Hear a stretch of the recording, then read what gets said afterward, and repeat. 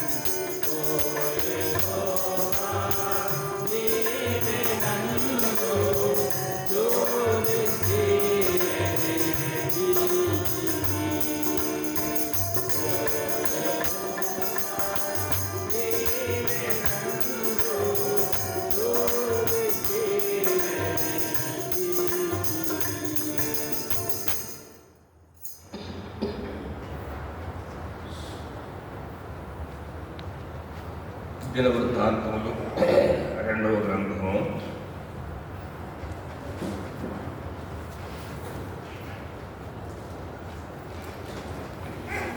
15వ అధ్యాయము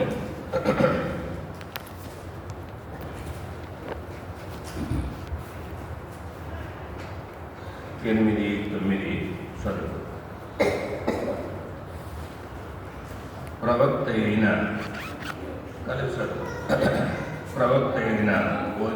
ప్రవచించిన ఈ మాటలు ఆసా విన్నప్పుడు అతడు ధైర్యం తెచ్చుకొని యూదా బెన్యామీనుల దేశమంతటి నుండి ఎఫ్రాయిము మన్యములో తాను పట్టుకొనిన పట్టణముల నుండి హేయములైన విగ్రహములన్నింటినీ తీసివేసి యెహోవా మంటపము ఎదుట నుండి యెహోవా బలిపీఠము మరలా కట్టించి 9 యూదా వారినందరినీ బెన్యామీనులందరినీ ఎఫ్రాయిము మనష్షే షిమ్యోను గోత్ర స్థానముల నుండి వచ్చి వారి మధ్య నివసించు పరదేశులను సమకూర్చెను.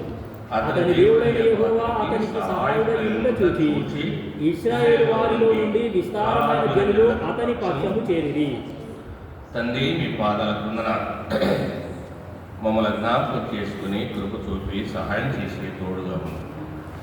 చదువుకున్న భాగము ధ్యానికి కనుకొరకే కృప చూపమని యేసుక్రీస్తు నామమున స్తుతించి ప్రార్థించి అడిగి వేడుకున్నాం మా తండ్రి. ఆమేన్.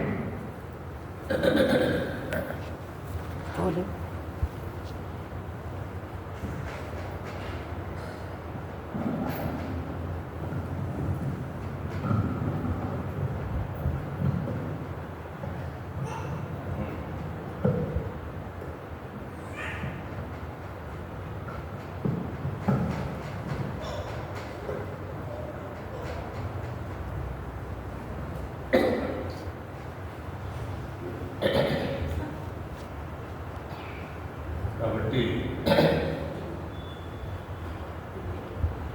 ప్రవక్త అయినటువంటి ఓదేలు కుమారుడైన అజయ మీదకి వచ్చినప్పుడు ఆశతో మాట్లాడుతున్నారు. కనుక వారు చేసినటువంటి పనులు, వారి పితృల యొక్క సంగతులు అవన్నీ జ్ఞాపకం చేస్తున్నాడు. తర్వాత ఏమంటాడంటే చివరిలో 7వ వచనంలో అవన్నీ తెలిపిన తర్వాత మీరు బలహీనులు కాక ధైర్యవర్తించుడి, మీ కార్యం సఫలమవునంటాడు. 8వ వచనంలో బలిపీఠమును మరలా కట్టించినారంటాడు.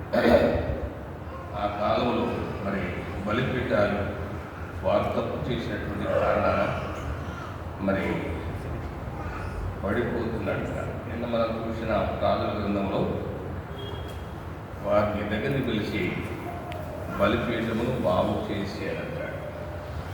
కాబట్టి ఆ ప్రకారంగా వారు చేసి 9వ వచనంలో యూదా వారందరినీ, బెన్యామీనులందరినీ, ఎఫ్రాయిము, మనష్షే, షిమ్యోను గోత్ర స్థానంలో నుండి వచ్చి వారి మధ్య నివసించు పరదేశులను సమకూర్చారు. అతని దేవుడైన యెహోవా అతనికి సహాయుడై ఉండుట చూచి ఇశ్రాయేలు వారిలో నుండి విస్తారమైన జనుల పక్షమున చేయవలసినటువంటి పద్ధతి ప్రకారంగా చేసినప్పుడు దేవుడు వారికి సహాయకుడుగా ఉన్నాడని తెలుసుకొని అనేకులు వస్తున్నారు. మనం ఏదో చేస్తే కాదు, ఉండొక దగ్గర ఉంటే మందుక దగ్గర పెడితే కుదరదు. కనుక ఏమంటాడు తెలంగాణ సామెతలో సూత్రం వెలిగి మాత్ర వేయాలని. కనుక సూత్రం వెలుగుకుండా మాత్ర వేస్తే కష్టం. కాబట్టి మన ఎక్కడ లోటు ఉందో దాన్ని సరి చేసుకొని చేయవలసినటువంటి పద్ధతి ప్రకారంగా ప్రార్థన చేస్తే ప్రభు మనకు సహాయం చేస్తాడు.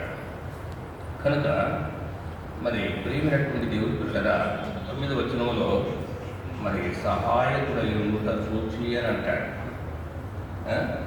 కనుక దేవుడు వారికి సహాయం చేస్తున్నాడని అర్థమవుతుంది. ఆదికాండం 21వ అధ్యాయంలో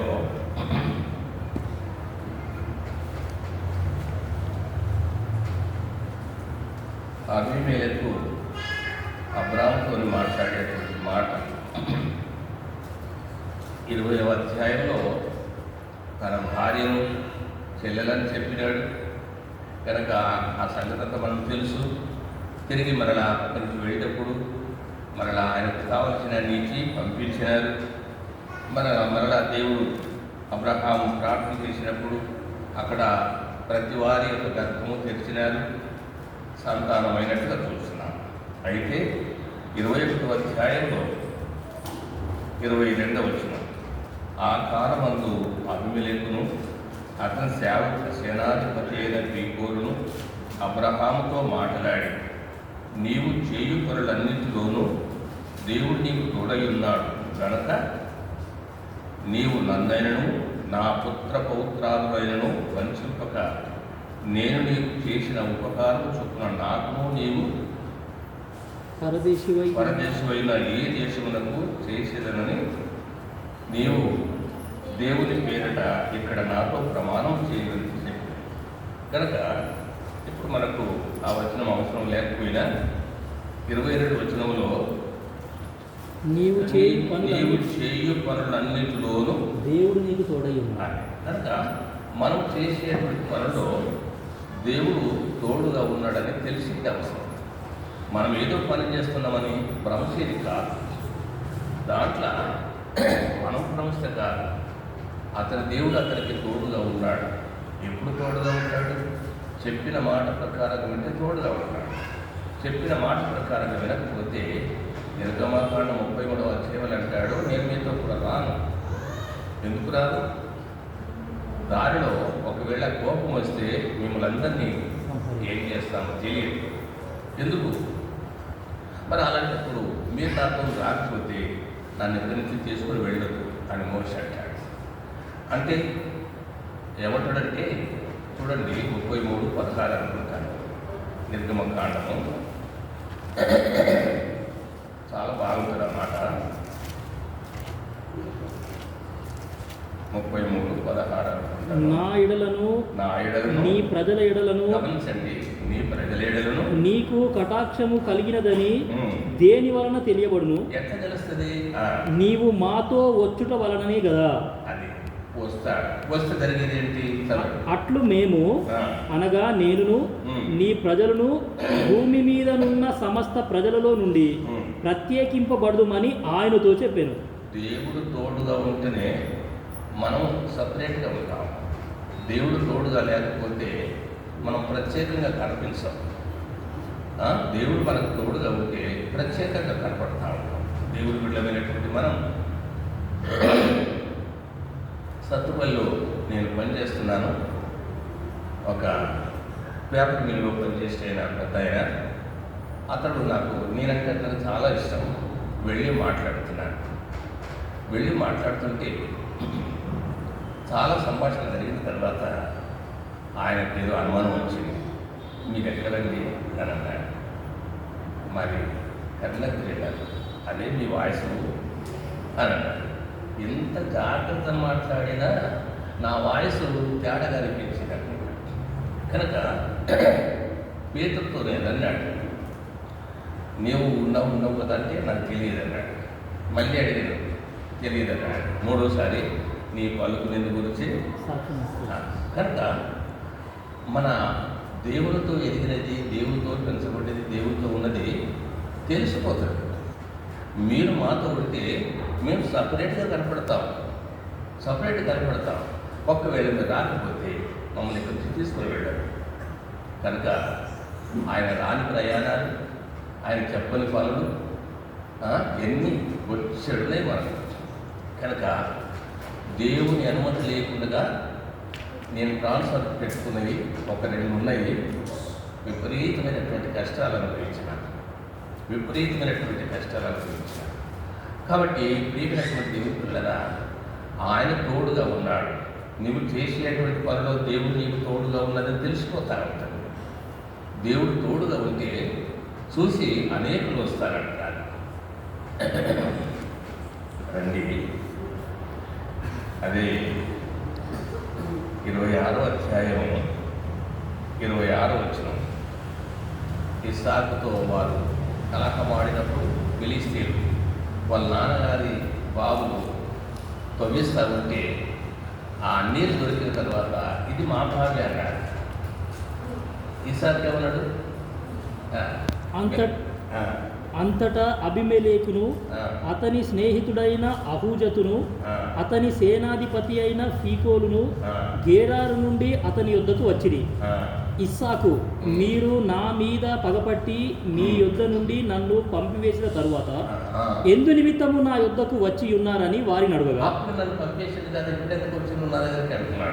వారు, నిశ్చయముగా యెహోవా నీకు తోడై ఉండుట చూచితిమి.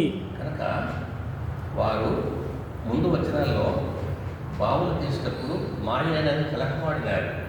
ఇస్సాకు ఏమీ లేదు, మెదపట్టుకు ఉన్నారు. ఇద్దరు సేవకులు అనుకున్నారంట, మనం ఇద్దరం కొట్లాడుకుంటుకుందాం. పిచ్చైన ఎదుటే క్రైస్తవులలో ఎందుకు కొట్లాడుకుంటున్నాయి? కారణం ఏంటి అంటే ఏమో లేదన్నా మనం పెట్టుకుందాం అన్నాడంట. ఎట్లా పెట్టుకుందాం అంటే నేను ఒక పని చెప్తా, ఈ బ్యాగ్ నేను అక్కడ పెడతా, నాదని నేను అంట, నాదని నువ్వను, అక్కడ కలక మురుగుతుందా అంటే సరే అన్నాడట. బ్యాగ్ అక్కడ పెట్టినట్ట, ఈ బ్యాగ్ నాదే అన్నాడట. ఆయన నన్ను తీసుకోవాలి, అయిపోయాయి కలక లేదు, నాది అన్నప్పుడు తీసుకోవాలి. కనుక జరగమారిగా సాగినప్పుడే కలహాలు వస్తాయి. కనుక నాది వాస్తవికంగా అబ్రాహ్మణుడు ఇచ్చిన బావులే, వారు సహించలేక మాదంటే ఈ సత్తాన్ని తీసుకో అన్నాడు. ఇంకోటి తెచ్చినాడు బావి, అది మాది అన్నాడు, తీసుకో అన్నాడు. ఇంకోటి తెచ్చినాడు, మీదే తీసుకో అన్నాడు. ఇంకో దగ్గర వారికి ఎడమగా ఉన్నాడు కనుక వారు కలహమాడలేదు. ఇప్పుడు ఆయన సఫలమై వృద్ధి పొందుతున్నాడు. దేవుడు అతనికి తోడుతున్నట్టుగా వారు గమనించి తర్వాత ఏమైనా చేస్తాడేమో భయపడి వచ్చి సమాధాన పడతా ఉన్నారు. అవన్నీ మనకు కాదు, కానీ ఒక్కటి మనకు అవసరం ఏంటంటే దేవుడు తోడుగా ఉన్నట్టుగా ప్రజలు గమనిస్తున్నారండి మనకు అవసరం. కాబట్టి ఈ ప్రకారంగా దేవుని వాక్యంలో చూస్తూ ఉన్నాం. జకర్య 8:23, జకర్య 8:23.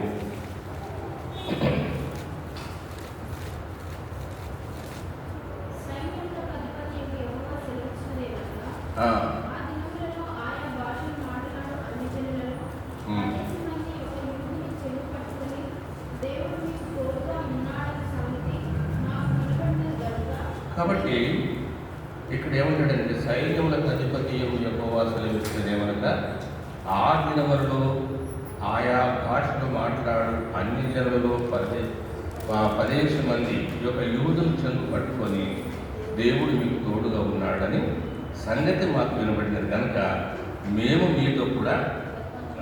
కాబట్టి ఏం చెప్పకుండానే వస్తా ఉన్నారు, చెప్పకుండానే వస్తా ఉన్నారు.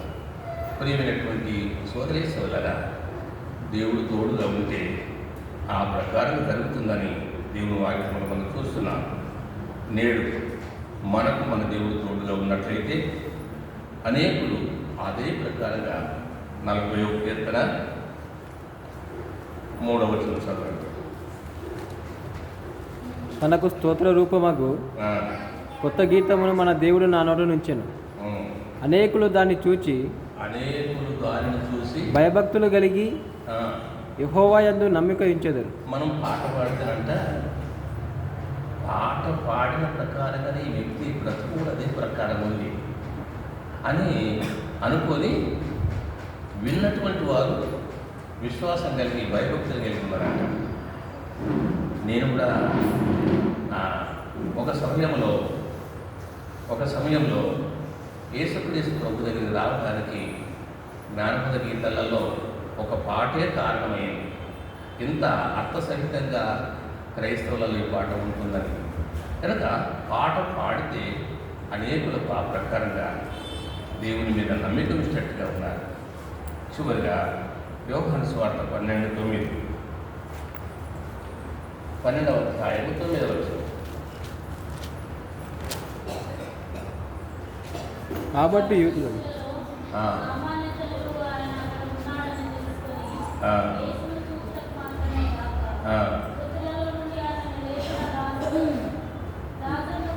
చూడవచ్చునే అంటాడు. కనుక మొదటి 2 వచనాల్లో అంటాడు, ఆయనతో భోజనానికి కూర్చున్న వారిలో ఒకడు అంటే యేసుక్రీస్తు ప్రభుతో పాటు ఉన్నాడు. యేసు ప్రభును చూడటమే కాకుండా ఆయనతో పాటు కూర్చున్న లార్డ్లను కూడా చూడవస్తున్నారు. అపోస్తల కార్యములు ఏమంటారు?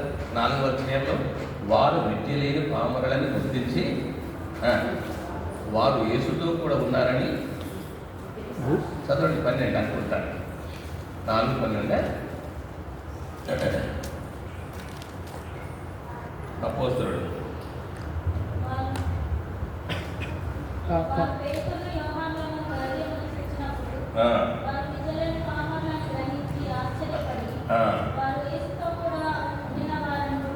కనుక చాలు. మనం ఆయనతో ఉండేది, ఆయన మనతో ఉండేది ప్రజలు గుర్తిస్తారు. గుర్తించి ఆశ్చర్యకరంగా దేవుడు అద్భుతాలు చేస్తూ ఉన్నాడు. సంఘం చెదిరిపోయినప్పుడు అంత్యపైలో సామాన్యమైనటువంటి వారు, చెదిరిపోయినటువంటి వారు వాక్యం చెబుతున్నారు. వాక్యము విని రక్షించబడినటువంటి వారి సంగతి యెరూషలేముకు వార్త పంపినారు. యెరూషలేములో పెద్దలు ఉన్నారు, అందరు చెదిరిపోయినారు, పెద్దలు మాత్రమే ఉన్నారు. అయితే వారు దేవుడు జరిగించుకున్నాడు, మనం అశ్రద్ధ చేయకూడదని బర్నబాసు పంపిస్తే అక్కడ బర్నబాసు కనిపించింది ఏంటంటే ఏంటి ఏమంటాడు? అపోస్తల కార్యములో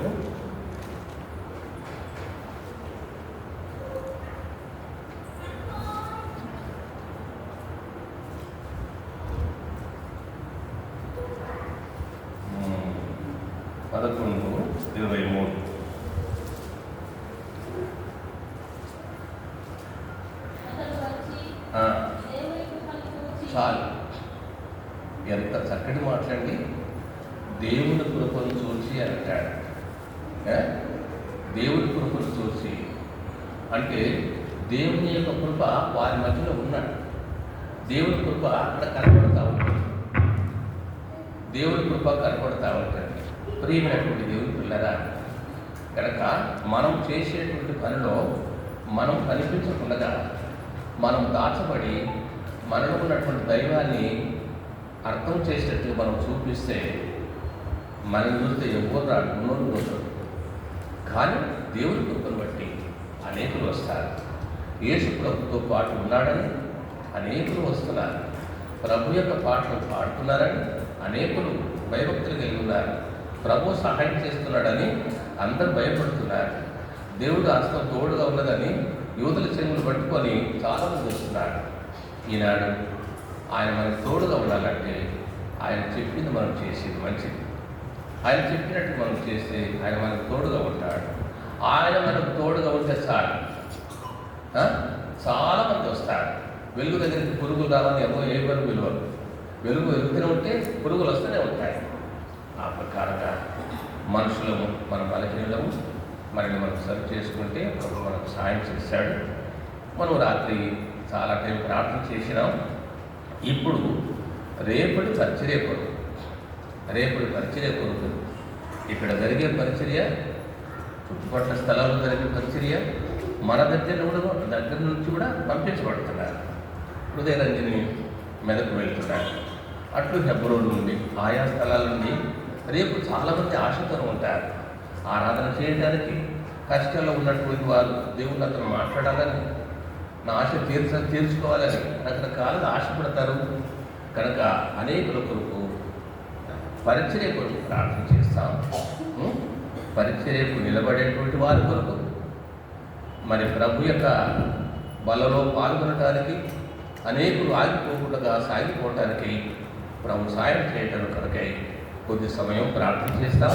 మరలా రేపటి పరిచర్య ప్రార్థనాపూర్వకంగా పరిచర్య వ్రాసుకున్నటువంటి ప్రకారంగా భంగం కలగకుండా దాని ప్రకారంగా నడవటానికి ప్రార్థన చేస్తాం.